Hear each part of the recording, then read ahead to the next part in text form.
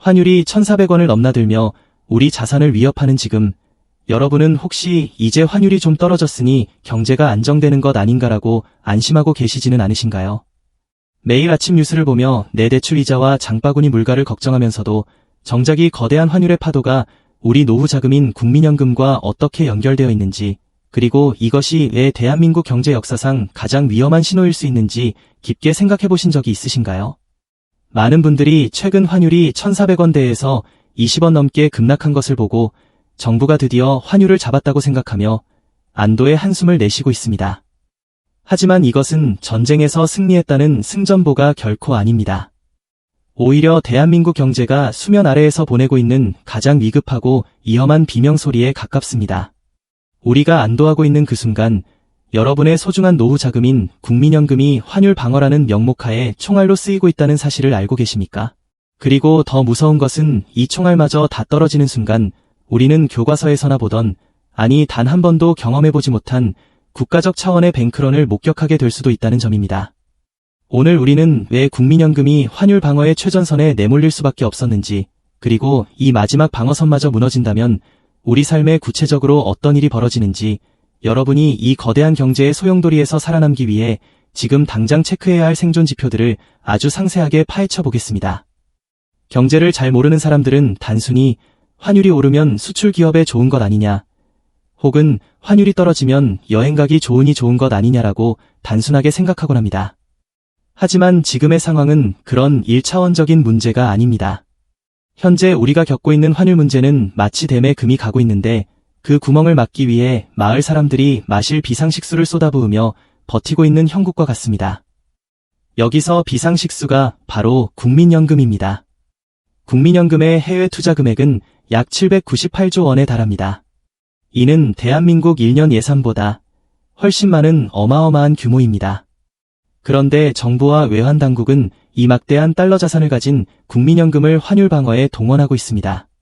도대체 국민연금은 어떤 방식으로 환율 방어에 동원되는 것일까요? 원리는 생각보다 복잡하지만 우리 실생활에 빗대어 이해하면 아주 명확해집니다. 우선 외환 스와프라는 개념을 이해해야 합니다. 국민연금이 해외 투자를 하려면 달러가 필요한데 이 달러를 시장에서 직접 사들이면 달러 수요가 늘어나 환율이 폭등하게 됩니다.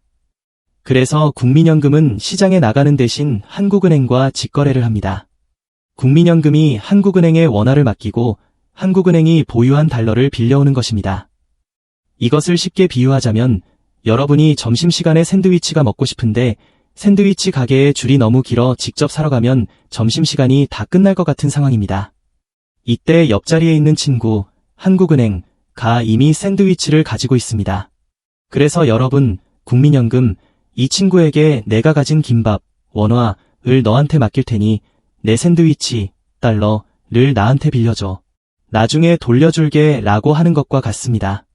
이렇게 하면 여러분이 샌드위치 가게에 줄을 서지 않으니 가게의 수요가 줄어들어 샌드위치 가격, 환율이 오르는 것을 막을 수 있습니다. 현재 이런 방식으로 체결된 한도만 500억 달러, 우리 돈으로 약 95조 원에 달합니다. 명동 환전소에 사람들이 몰리지 않게 하여 환율 상승 압력을 줄이는 효과가 있는 것이죠. 하지만 여기서 끝이 아닙니다. 더 공격적인 방법인 전략적 환해지가 등장합니다. 환해지란 원래 환율 변동의 위험을 막기 위해 미리 환율을 고정시키는 방어적인 수단입니다. 예를 들어 여러분이 3개월 후에 미국 여행을 가는데 지금 환율이 1,000원이고 나중에 1,200원으로 오를까봐 걱정된다면 여행사에 가서 나는 3개월 후에도 1,000원의 달러를 바꾸겠다고 미리 계약한 것입니다. 이것이 일반적인 환해지입니다. 그런데 국민연금은 이것을 역이용합니다. 환율이 높을 때 나는 이 가격에 달러를 팔겠다라고 예약을 걸어버리는 것입니다. 이것은 마치 사과값이 폭등했을 때 과수원 주인이 나는 지금 이 비싼 가격에 사과를 팔겠다라고 시장에 물량을 내놓는 것과 같습니다. 사과값이 떨어지면 비쌀 때 팔았으니 이득을 보고 동시에 시장에 사과 공급이 늘어나니 사과값, 환율을 떨어뜨리는 효과를 냅니다. 실제로 국민연금이 이 전략적 환해지를 시작한 것으로 추정되는 12월 24일 오전 원달러 환율이 1,460원까지 순식간에 20원이나 급락했습니다. 겉으로 보기에는 정부의 작전이 성공한 것처럼 보입니다. 그러나 왜 많은 전문가들이 이를 두고 위험한 비명이라고 말할까요? 그 이유는 바로 투명성과 한계 때문입니다. 국민연금의 전략적 환해지는 해외 자산의 최대 10%, 약 79조 원까지만 가능하도록 규정되어 있습니다. 79조 원, 엄청나게 큰 돈 같지만 전 세계 외환 시장의 거대한 파도 앞에서는 대형 산불을 끄기 위해 가져온 소화기 몇 개에 불과합니다. 구조적인 달러 부족과 강달러 현상을 막기에는 턱없이 부족한 양입니다. 더 심각한 문제는 시장의 투기 세력들이 우리의 패를 훤히 들여다보고 있다는 점입니다. 국민연금은 환율이 1,470원에서 1,480원 사이에 도달하면 환해지를 시작한다는 패턴이 이미 시장에 노출되어 있습니다. 작년 말과 올해 초에도 똑같은 패턴이 반복되었기 때문입니다. 이것은 포커 게임을 하는데 상대방에게 나는 카드가 이렇게 나오면 무조건 올인할 거야 라고 미리 말해주고 게임을 하는 것과 같습니다. 투기 세력들은 이 정보를 역이용합니다. 환율을 국민연금이 개입할 수준까지 일부러 밀어올린 다음 국민연금이 달러를 풀기 시작하면 그때 같이 달러를 팔아서 차익을 챙기거나 반대로 국민연금의 물량이 다 소진될 때를 기다렸다가 다시 환율을 폭등시킵니다. 이창용 한국은행 총재조차 국민연금의 해외 투자 룰이 너무 투명하게 알려져 있다. 환해지 및 중단 시점을 시장 참여자들이 너무 잘 알고 있다라고 우려를 표했습니다. 축구 경기에서 우리 팀의 작전 타임과 전술을 상대팀 감독이 다 알고 있는 상태에서 경기를 하는 셈이니 이길 확률은 희박할 수밖에 없습니다. 그렇다면 우리는 여기서 질문을 바꿔야 합니다. 환율이 오늘 얼마인가? 를 묻는 것이 아니라 우리의 방어선은 언제까지 버틸 수 있는가? 를 물어야 합니다.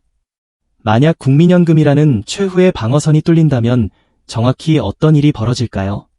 단순히 환율 숫자가 바뀌는 것이 아니라 여러분의 삶을 송두리째 흔들 시나리오가 펼쳐집니다. 첫 번째 단계로 환율이 심리적 저지선인 1,500원을 돌파하게 됩니다. 이 순간이 오면 국민연금이 쓸 수 있는 79조 원의 물량이 바닥났다는 신호입니다. 소화기에 물이 다 떨어진 것이죠. 블룸버그나 로이터 같은 글로벌 금융 뉴스에는 한국 최후의 환율 방어선 붕괴와 같은 자극적인 헤드라인이 뜰 것입니다. 댐에 작은 금이 갔던 것이 결국 댐 전체의 붕괴로 이어지는 순간입니다. 두 번째 단계는 외국인의 패닉셀입니다. 외국인 투자자들은 냉정합니다. 한국 정부가 환율 방어를 포기했거나 능력을 상실했다고 판단하는 순간 그들은 뒤도 돌아보지 않고 한국을 떠납니다. 삼성전자, SK하이닉스, 현대차 같은 우량 대형주부터 매도 물량이 쏟아질 것입니다. 아파트 단지에 흉흉한 소문이 돌면 집주인들이 서로 먼저 집을 팔려고 내놓는 것과 똑같습니다. 주식을 팔아서 생긴 원화를 그들은 즉시 달러로 바꿉니다. 명동 환전소뿐만 아니라 전산망을 통해 하루에 수십억 달러, 우리 돈으로 몇 조 원이 빠져나갑니다. 환율은 걷잡을 수 없이 치솟습니다. 세 번째 단계에서 한국은행은 최후의 선택, 아니 외통수에 몰립니다. 선택지는 두 가지뿐입니다. 하나는 아껴두었던 외환 보유액을 풀어 달러를 공급하는 것입니다. 하지만 이것은 집주인이 금고를 열어 비상금을 꺼내 쓰는 모습을 동네방네 보여주는 것과 같습니다. 외환 보유액이 줄어드는 속도가 실시간으로 공개되면 시장의 불안감은 더 커집니다. 다른 하나는 아무것도 하지 않는 것입니다. 그러면 환율은 1,600원, 1,700원으로 치솟아 수입 물가가 폭등하고 기업들은 부도 위기에 처합니다. 결국 울며 겨자 먹기로 외환 보유액을 쓸 수밖에 없고 며칠 만에 수백억 달러가 허공으로 사라지게 됩니다. 네 번째 단계가 가장 무섭습니다. 바로 국내 자금 이탈 가속화, 즉 한국판 뱅크런의 시작입니다. 여기서 말하는 뱅크런은 여러분이 은행 앞에 줄을 서서 현금을 찾는 수준을 넘어섭니다. 기업과 부자들이 먼저 움직입니다. 기업들은 지금 달러를 확보하지 못하면 나중에 수입 대금을 결제 못해 부도가 날 수 있다는 공포에 휩싸여 달러 사재기에 나섭니다. 개인 자산가들은 이러다 제2의 IMF가 오는 것 아니냐며 예금을 깨서 달러로 바꿉니다. 모든 경제 주체가 국가라는 은행에서 달러를 인출해 나가는 상황, 이것이 바로 진정한 의미의 국가적 뱅크런입니다. 이 최악의 시나리오 끝에는 우리가 그토록 피하고 싶었던 IMF 협상이 기다리고 있을지도 모릅니다. 한국은행의 외환 보유액이 4천억 달러에서 3천억 달러, 2천억 달러로 급감하면 무디스나 S&P 같은 국제 신용평가사들이 한국의 신용등급을 강등합니다. 신용등급이 떨어진다는 것은 너희 나라는 돈을 갚을 능력이 의심스럽다는 낙인입니다. 한국 기업들이 해외에서 돈을 빌릴 때 엄청난 고금리를 물어야 하고 결국 정부는 IMF에 손을 벌리게 됩니다. 1997년 우리 부모님 세대가 겪었던 금 모으기 운동, 기업들의 줄도산, 가장들의 실직이라는 악몽이 2024년 버전으로 재현될 수 있다는 경고입니다.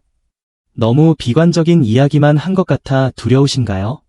하지만 공포에 떨고만 있어서는 아무것도 해결되지 않습니다. 냉정하게 현실을 직시하고 지금 당장 우리가 할 수 있는 행동을 취해야 합니다. 여러분이 위기에서 살아남기 위해 매일 아침 양치질하듯 체크해야 할 5가지 생존 지표를 알려드리겠습니다.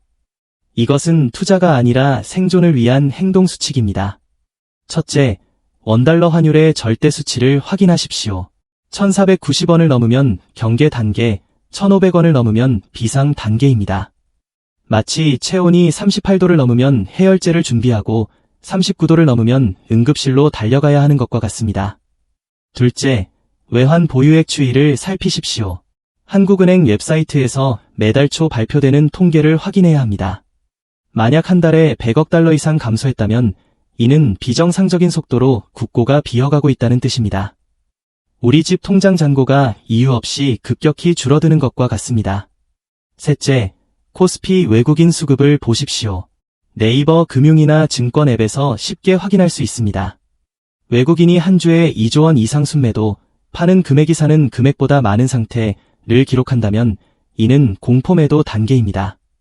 극장에 불이 났다는 소문을 들은 관객들이 비상구로 달려가는 신호입니다. 넷째, 국고채 금리를 주목하십시오. 특히 10년물 국고채 금리가 3.0%를 훌쩍 넘어 급등한다면 외국인들이 한국 경제를 위험하게 보고 있다는 뜻입니다. 금리가 오른다는 건 너희 나라는 위험하니 이자를 더 많이 줘야 돈을 빌려주겠다는 시장의 요구입니다. 마지막 5째, 국가 신용등급 뉴스를 놓치지 마십시오. 무디스, 피치 같은 평가사에서 한국 신용등급 하향 조정 검토 혹은 부정적 전망이라는 단어가 뉴스에 등장한다면 그때는 정말로 자산 포트폴리오를 방어적으로 완전히 재편해야 할 때입니다. 지금 대한민국은 국민연금이라는 마지막 방어선에 모든 것을 걸고 있습니다. 하지만 앞서 말씀드렸듯 이 방어선은 79조 원이라는 명확한 한계가 있고 시장은 우리의 패를 다 읽고 있습니다. 이것은 벤치의 교체 선수가 한두 명밖에 남지 않은 축구팀이 연장전을 치르는 것과 같습니다. 정부는 외환제도 완화나 해외 채권 발행 등 여러 대책을 강구하고 있지만 구조적인 달러 수요를 막기에는 역부족일 수 있습니다. 집에 큰 구멍이 뚫렸는데 작은 테이프로 막으려는 시도일지도 모릅니다. 가장 근본적인 대책은 수출 경쟁력을 회복하고 경제 체질을 개선하는 것이지만 이는 시간이 오래 걸립니다. 당장은 국민연금을 계속 투입할 것이고 그것이 실패하면 외환 보유액을 쓸 수밖에 없습니다. 그 순간 시장은 한국을 위험 국가로 분류할 것입니다. 그때 시작되는 것은 개인이 은행 창구에서 돈을 찾는 소소한 뱅크런이 아니라 전 세계 투자자들이 대한민국이라는 배에서 구명보트를 타고 탈출하는 거대한 자본 이탈입니다. 여러분, 경제 위기는 예고 없이 찾아오지 않습니다. 항상 신호를 보냅니다. 다만 우리가 그 신호를 일시적인 현상이라며 무시하거나 정부가 알아서 하겠지라며 외면할 뿐입니다. 지금 당장 여러분의 자산 포트폴리오를 점검하십시오. 원화 자산에만 100% 집중되어 있다면 달러 자산이나 안전 자산으로의 분산을 진지하게 고민해 보셔야 합니다. 그리고 앞서 말씀드린 5가지 체크리스트를 매일 확인하십시오. 운전할 때 계기판을 보지 않고 달리는 사람은 없습니다. 연료가 떨어져 가는지, 엔진 온도가 너무 높지는 않은지 미리 알아야 사고를 막을 수 있습니다. 한국 경제가 위기를 무사히 넘길 수 있을지는 앞으로 몇 달, 정부와 기업의 대응에 달려 있습니다. 하지만 여러분 개인과 가정의 재무적 안전은 오늘, 바로 지금 여러분의 선택과 관심에 달려 있습니다. 막연한 공포보다는 냉철한 지식으로 무장하시길 바랍니다. 긴 호흡으로 시장을 바라보며 여러분의 소중한 자산을 지켜내시길 진심으로 응원합니다. 본 콘텐츠는 경제 교육 및 정보 제공을 목적으로 제작되었으며 특정 자산에 대한 투자 권유나 재정적 조언이 아님을 밝힙니다. 모든 투자의 책임은 투자자 본인에게 있으며 시장 상황은 언제든지 변동될 수 있으므로 전문가와 상의하시기 바랍니다.